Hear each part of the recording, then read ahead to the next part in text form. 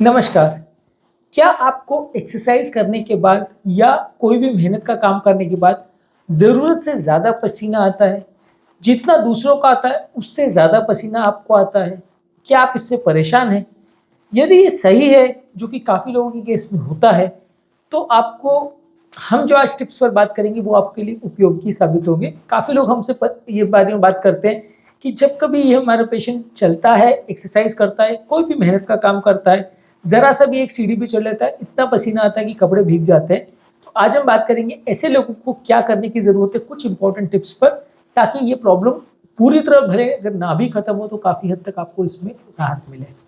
Topic पर जाने से पहले जो लोग हमारे चैनल पे नए हैं उन्हें रिक्वेस्ट करूंगा कि चैनल को सब्सक्राइब करें, वीडियोस को लाइक और शेयर करें।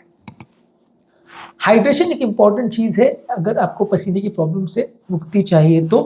काफ़ी स्टडीज़ में ऐसा शो किया है कि आपको अगर डिहाइड्रेशन है तो बॉडी को ज़्यादा स्वेट बनाना पड़ता है बॉडी के मेटाबॉलिज्म को या हीट रिक्वायरमेंट्स को मैनेज करने के लिए। तो आपको ज़्यादा पानी पीना है। ज़्यादा पानी पीने से बॉडी का जो हीट सिस्टम है वो बेटर काम करेगा। बॉडी को बहुत ज़्यादा स्ट्रेस हार्मोन्स या पसीना नहीं निकालना पड़ेगा। बॉडी को ठंडक मिलेगी एक तरह से, तो इससे आपको पसीना आने की प्रॉब्लम कुछ हद तक कम होगी। इसके अलावा ऐसे कपड़े आपको पहनने चाहिए जो ब्रीदेबल फैब्रिक्स हो, जो सिंथेटिक ना हो, कॉटन वाले कपड़े हो ज़्यादातर, जो मॉइस्चर अब्जॉर्ब करते हो, पसीना अब्जॉर्ब करते हो। तो इस तरह के कपड़े पहन के अगर आप एक्सरसाइज करेंगे, इस तरह के अंडरगारमेंट्स भी आते हैं, इस तरह के कपड़े भी आते हैं। खासकर जो हमारे जिम के लिए बनाए जाते हैं, एक्सरसाइज के लिए कपड़े बनाए जाते हैं, उस तरह के कपड़े अगर आप प्रेफर करते हो तो उससे आपका पसीना काफ़ी अब्जॉर्ब हो जाएगा, कपड़े उतने भीगेंगे नहीं। क्योंकि इस तरह के पेशेंट में कई बार प्रॉब्लम सबसे ज़्यादा क्या आती है कि कपड़े भीग जाते हैं और वो कई घंटे तक भीगे रहते हैं, काफ़ी देर तक स्मेल देते रहते हैं। तो आपको एक तरह से एम्बैरेसमेंट भी हो जाती है कि पसीना बहुत ज़्यादा आता है, स्मेली हो जाता है। उसके बाद कपड़े बदलना भी बड़ा मुश्किल होता है। अगर नहीं बदल पाए, थोड़ी देर बाद सूख भी गए तो उसमें से स्मेल आने लगती है, तो आपके आसपास वाले लोगों को थोड़ा अनकंफर्टेबल हो जाता है। पेशेंट के लिए भी थोड़ा एम्बैरेसमेंट वाली सिचुएशन हो जाती है।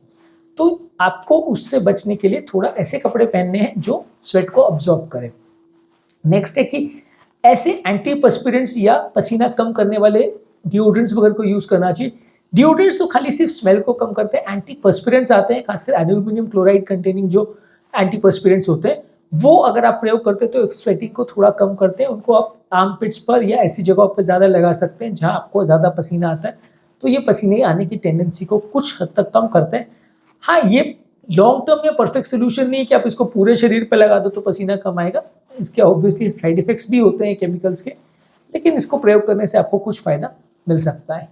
इसके अलावा जहाँ पे भी आप एक्सरसाइज कर रहे हैं, अगर एनवायरनमेंट आप कंट्रोल कर सकते हैं, खासकर अगर आप कोई खेलने को जा रहे हैं या पर्टिकुलर जिम कर रहे हैं, तो वहाँ का एनवायरनमेंट थोड़ा ठंडा होना चाहिए। बहुत ज़्यादा गर्म एनवायरनमेंट में या जहाँ सर्कुलेशन अच्छा नहीं हो, वहाँ पे यदि आप एक्सरसाइज करते हैं तो पसीना ज़्यादा आएगा। तो आपको पसीने से बचने के लिए रूम का एनवायरनमेंट थोड़ा ठंडा रखना चाहिए, टेम्परेचर को थोड़ा लोअर साइड पर रखना चाहिए, रूम में सर्कुलेशन एयर का मेंटेन रहे, इस पर ध्यान देना चाहिए। इसके अलावा यदि पॉसिबल है और खासकर अगर आप जिम में अपने हिसाब से एक्सरसाइज कर रहे हो तो बीच बीच में ब्रेक्स लेना चाहिए। आप कोई गेम भी अगर खेल रहे हो, आउटडोर स्पोर्ट्स भी कर रहे हो, तो बीच बीच में ब्रेक्स लेना चाहिए। मान लीजिए आप 2 घंटे तक कंटिन्यूस खेल रहे हो तो डेफिनेटली आपको पसीना ज़्यादा आएगा। आप 10 मिनट 15 मिनट एक्सरसाइज करिए, जिम करिए, खेलिए, उसके बाद थोड़ा रेस्ट ले लीजिए, फिर 10-15 मिनट करिए। इस तरह से आप करेंगे तो ज़्यादा देर तक खेल भी पाएंगे, स्टैमिना भी बेटर रहेगा और ओवरऑल आपका पसीना आने का प्रॉब्लम कंपेरेटिवली कम रहेगा। ओवर हीट बॉडी एक तरह से नहीं हो जाएगी। इसके अलावा ठंडे तौलिए या आइस पैक्स का प्रयोग कर सकते हैं यदि आपको पसीना आने का प्रॉब्लम ज़्यादा है, और अगर आपके पास अवेलेबल है तौलिए से आप पसीने को पोंछ सकते हैं। प्रेफरेबली ज़्यादा अब्जॉर्ब करने वाला तौलिया का प्रयोग करें और थोड़े ठंडे हो या बहुत ज़्यादा गर्म नहीं हो। कई जगह स्पा वगैरह में बहुत गर्म तौलिए होते हैं, उससे भी आपका पसीना बढ़ जाता है उल्टा। तो आप थोड़े ठंडे तौलियों का प्रयोग करें और आइस पैक्स अगर अवेलेबल हो या बर्फ़ के पैक्स जो आते हैं वो अगर अवेलेबल हो तो वैसे आप प्रयोग कर सकते हैं। ये आपकी बॉडी को ठंडा करेंगे तो इससे आपका पसीना थोड़ा कम आएगा। इसके अलावा बहुत ज़्यादा तीखा मसालेदार खाना अवॉइड करिए। यदि आप तीखा और मसालेदार खाना खाते हैं ज़्यादा तो उससे भी पसीना आने के चांसेस बढ़ जाते हैं, तो इसको जहाँ तक पॉसिबल अवॉइड करिए। अल्कोहल और स्मोकिंग को अवॉइड करिए, ये भी बॉडी के स्वेट कंट्रोल सिस्टम को अफेक्ट करते हैं। और इसके अलावा बहुत ज़्यादा स्ट्रॉन्ग चाय कॉफ़ी मत लीजिए, इसमें जो कैफ़ीन आता है वो भी आपके पसीने आने की टेंडेंसी को बढ़ाता है, तो उसको भी जहाँ तक पॉसिबल है अवॉइड करिए। इसके अलावा अगर आप हाथ से कोई टेनिस वगैरह का गेम या इस तरह का बैडमिंटन वगैरह का गेम खेल रहे हैं या जिम कर रहे हैं तो हाथों में स्वेट बैंड्स पहन सकते हैं। ये बैंड्स आपका पसीना को ऑब्जॉर्व करते हैं। माथे पे भी उस तरह का हेड बैंड आता है, वैसा आप प्रयोग कर सकते हैं, तो इससे भी थोड़ा पसीना ऑब्जॉर्व होता है और कंटिन्यूस पसीने की धार आपको परेशान नहीं करेगी। स्वेट बैंड पहनने से अगर पसीना उसमें ऑब्जॉर्व हो जाएगा तो हाथों में पसीना नहीं आएगा, आपका टेनिस का रैकेट गिर नहीं जाएगा या आपका जिम का इक्विपमेंट पसीने की वजह से फिसल नहीं जाएगा, आपको उससे थोड़ा सा राहत मिलेगी। ये पसीना को पूरे हाथ का आपकी हथेलियों में जाने से रोकेगा। इसके अलावा जब भी आप जिम कर रहे हो तो बीच में थोड़ा कूल डाउन कर सकते हैं। जिम का एक्सरसाइज करने के बाद आप 10-15 मिनट बॉडी को कूल डाउन या ठंडा होने के लिए टाइम दीजिए। आप बहुत ओवर एक्सर्ट करने के बाद ठंडे पानी से शावर भी ले सकते हैं। ठंडे पानी से शावर लेने से बॉडी जल्दी कूल हो जाती है और पसीना बहुत ज़्यादा नहीं आता है। गर्म पानी से शावर या सौना करने से ऑब्वियसली पसीना ज़्यादा आएगा। कुछ लोग मानते हैं कि पोर्स को क्लीन करने के लिए अच्छा है। ऑब्वियसली अगर आपको पसीने का प्रॉब्लम नहीं है तो यूज़ कर सकते हैं, अगर पसीने का प्रॉब्लम है तो नहीं करना चाहिए। इसके अलावा आप जब आप एक्सरसाइज कर रहे हो या जिम कर रहे हो तो ब्रीदिंग को प्रॉपर वे में कंट्रोल करिए। अगर आपका टाइमिंग जो ब्रेथ का सांस लेने का या छोड़ने का जो आपको हर जिम में सिखाया जाता है या एक्सरसाइज के दौरान सिखाया जाता है, वो अगर आप प्रॉपर वे में उसको अगर कंट्रोल करेंगे तो थोड़ा सा बॉडी का मेटाबॉलिज्म बेटर रहेगा। जब आप जैसे वजन उठाते तो सांस खींचते हैं, वजन रखते हैं तो सांस छोड़ते हैं, इस तरह का आपको ट्रेनिंग किया जाता है। ये अगर अच्छे से आप मैनेज करोगे तो बॉडी का मेटाबॉलिज्म प्रॉपर मेंटेन होगा, जिससे आपकी बॉडी थोड़ी ठंडी रहेगी, पसीना कम आएगा। अगर फिर भी आपको कोई ऐसी बीमारी है जिसकी वजह से पसीना ज़्यादा आ रहा है, मैंने काफ़ी अपने वीडियोस में डिस्कस किया है कि कौन कौन सी बीमारियों में बहुत पसीना आ सकता है, तो एक बार डॉक्टर से चेकअप करा लीजिए कि इस तरह की कोई बीमारी आपको तो नहीं है जिससे ज़्यादा पसीना आता है, तो उसका चेकअप हो जाएगा तो अच्छा है।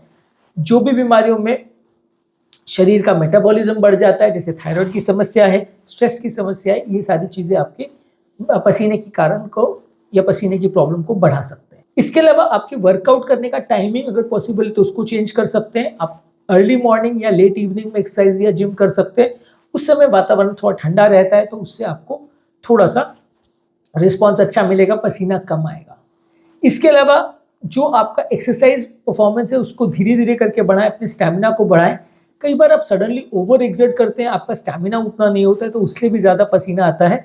तो आपका एक्सरसाइज परफॉर्मेंस को धीरे धीरे करके बढ़ाइए, धीरे धीरे करके अपने एफर्ट टॉलरेंस को बढ़ाइए। एक बार में बहुत हैवी एक्सर्ट मत करिए, क्योंकि सडनली उससे बॉडी ज़्यादा गर्म हो जाती है और पसीना ज़्यादा निकल लेता है, उसको बॉडी मैनेज नहीं कर पाती, सडन हीट जनरेशन जो होता है। तो धीरे धीरे करके उसको बढ़ाएं, एक्लेमेटाइज करें बॉडी को, तो ज़्यादा अच्छा रहेगा। इसके अलावा कुछ कूलिंग एक्सेसरीज आती हैं, जैसे कि कुछ ऐसी वेस्ट आती है जो बॉडी को कूल करती है, कुछ नेक में बांधने के लिए नेक रैप्स आते हैं, कूलिंग टॉवल्स आते हैं, इस सारी चीज़ों का प्रयोग कर सकते हैं। ये एक्सेसरीज जिम के लिए अवेलेबल रहती है जो आपकी बॉडी को ठंडा रखने में मदद करेगी। जहाँ तक पॉसिबल है, अगर आप बाहर का आउटडोर एक्टिविटी कर भी रहे हैं तो बीच बीच में अगर आपको टाइम मिल रहा है तो किसी पेड़ के नीचे या किसी ऐसी जगह पे शेड में आप आ जाएं तो पसीना थोड़ा कम आएगा, बॉडी को थोड़ा कूल डाउन होने का मदद मिलेगा। कंटिन्यूसली अगर आप धूप में एक्सरसाइज करते रहोगे या धूप में आप एफर्ट करते रहोगे और एक्सरसाइज खत्म होने के बाद भी आप धूप में रहोगे तो डेफिनेटली आपको पसीना ज़्यादा आएगा। तो एक्सरसाइज खत्म होने के बाद तुरंत आप शेड में आ जाओ अगर पॉसिबल है, और अगर पॉसिबल एक्सरसाइज भी आप शेड में कर सको तो ज़्यादा अच्छा है। इसके अलावा पसीना जिन लोग को ज़्यादा आता है उनको प्रॉपर इलेक्ट्रोलाइट्स का मैनेजमेंट ज़रूरी है। ज़्यादा पसीना आने से बॉडी का सोडियम, पोटेशियम, कैल्शियम, मैग्नीशियम ये सारी चीज़ों में फ़र्क आ सकता है। तो आपको ज़्यादा बेवरेजेस ऐसे लेने हैं जिसमें सोडियम, पोटेशियम वगैरह हो, और आपको बॉडी के इलेक्ट्रोलाइट्स को प्रॉपरली मेंटेन करना है। पानी ज़्यादा पीना है, बेवरेजेस ज़्यादा लेने हैं, हाइड्रेशन मेंटेन करना है ताकि बॉडी में इलेक्ट्रोलाइट का प्रॉब्लम ना हो। इसके अलावा एक्सरसाइज करने के बाद आप तुरंत शावर लें, ये हैबिट आप डाल सकते हैं। एक्सरसाइज करके आप जिम करके घर आते हो तो तुरंत शावर ले लीजिए, तो उससे आपका पसीना जितना भी है एक्सेस वो निकल जाएगा। और ठंडे पानी से अगर आप शावर करते हैं तो आपकी बॉडी को कूल डाउन करने में मदद करेगा, तो इससे आपको थोड़ा राहत मिलेगी। शावर करने के बाद भी कई लोग को पसीना आता रहता है, तो आपको उससे अगर निजात पाना है तो अपने आपको बॉडी को पूरा तरह से अच्छे से ड्राई करिए। थोड़ा टॉवल के साथ ज़्यादा टाइम स्पेंड करिए, पूरी बॉडी को 2-3 बार ड्राई करिए, आर्मपिट्स को और एक्सिलरी एरियाज़ को, ग्रॉइन एरियाज़ को ज़्यादा अच्छी तरह से क्लीन करें, ज़्यादा ड्राई रखें, तो उससे आपको एक्सरसाइज के बाद और शावर के बाद ज़्यादा पसीना कंपेरेटिवली नहीं आएगा, थोड़ा सा बेटर रहेगा। इसके अलावा बहुत हाई इंटेंसिटी एक्सरसाइज मत करिए। अगर आप एक्सरसाइज कर भी रहे तो सडनली बहुत विग्रस या एक्सरसाइज मत करिए। जैसे बहुत दौड़ने भागने का या बहुत ज़्यादा अग्रेसिव वजन उठाने का, इस तरह की एक्सरसाइज आप करेंगे तो मेटाबॉलिज्म बढ़ जाएगा और इससे आपको पसीना ज़्यादा आएगा। तो उसके बदले थोड़ी लो इम्पैक्ट की एक्टिविटीज़ या थोड़ी लो स्ट्रेस की एक्टिविटीज़ अगर आप चूज़ करेंगे तो ज़्यादा अच्छा रहेगा। जिम में जो भी आप कपड़े पहनते हैं उसका प्रॉपर ध्यान रखिए, किस तरह के कपड़े, किस तरह के स्वेट बैंड्स, किस तरह के आर्म बैंड्स, किस तरह के ड्रेसेस आप प्रयोग कर रहे हैं, किस तरह के शॉर्ट्स, किस तरह के शूज़, ये सारी चीज़ों का प्रॉपर ध्यान रखिए। जो तरह के जूते मोजे भी आप पहन रहे हैं वो भी कई बार इन्फ्लुएंस करते हैं, क्योंकि कई बार वहाँ पे भी बहुत पसीना आता है और आपके कपड़े भीग जाते हैं, आपके उस जूते मोजे भीग जाते हैं, उनसे भी बहुत स्मेल आने लगती है। तो ज़्यादा अब्जॉर्बेंट सॉक्स लीजिए, शूज़ भी ऐसे लीजिए जिनकी सोल्स में थोड़ा अब्जॉर्बिंग प्रॉपर्टीज़ हो, और ओवरऑल भी किस तरह के आप शर्ट पहन रहे हो, किस तरह की ट्राउजर्स पहन रहे हो, वो सारी चीज़ों का भी थोड़ा ज़्यादा ध्यान रखें, उससे भी थोड़ा पसीने में फ़ायदा मिलेगा। इसके अलावा एक प्रॉपर, हर बीमारी की तरह ज़रूरी है कि इसका भी एक प्रॉपर जर्नल मेंटेन करिए, एक डायरी मेंटेन करिए, किस दिन कौन सी एक्टिविटी करने से आपको ज़्यादा पसीना आया, क्या पर्टिकुलर चेंज करने से आपको ज़्यादा पसीना आया, उसकी एंट्री मेंटेन करिए। तो फ्यूचर में आपको वो सारी चीज़ों को एक्स्ट्रा क्या विशेष ध्यान देना है वो आप जान सकेंगे, मैनेज बेटर वे में कर पाएंगे। क्योंकि कई लोगों को क्या रहता है कि कई हफ्ते पुराना याद ही नहीं रहता कि यार उस दिन क्या हुआ था, पसीना आया तो था पर क्या किया था ये भूल गए। बैकडेट पे उसको रीचेक करने के लिए हर चीज़ों का एक प्रॉपर डायरी एंट्री मेंटेन करें, या मोबाइल में एक जगह पे एंट्री कर ले कि हाँ इस दिन मुझे पसीना आया था, ये एक्सरसाइज के बाद आया था। तो आप उसको फ्यूचर में चेकआउट कर सकते हैं कि क्या क्या चीज़ों से आपको ट्रिगर होता है प्रॉब्लम। बहुत ज़्यादा अगर हेल्थ रिलेटेड प्रॉब्लम है तो मेडिकल एवेल्यूएशन करने की ज़रूरत है, डॉक्टर को दिखाने की ज़रूरत है, और कुछ एंटीपर्स्पिरेंट्स या मेडिसिन वगैरह आती हैं जिनका डॉक्टर प्रयोग कर सकते हैं।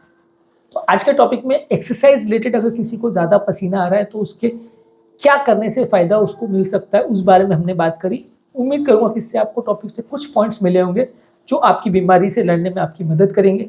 जो लोग हमारे चैनल पर नए हैं उन्हें रिक्वेस्ट करूँगा कि चैनल को सब्सक्राइब करें, वीडियोज़ को लाइक और शेयर करें, और हाइपर हाइड्रोसिस यानी एक्सेसिव स्वेटिंग की प्रॉब्लम से रिलेटेड ऑलरेडी हमने वीडियोज़ किए हैं, खासकर खाने के बाद जो ज़्यादा स्वेटिंग होती है उस पर हमने वीडियो किया है, उसके टिप्स को भी चेकआउट करिए, काफ़ी कुछ जानने और सीखने को मिलेगा।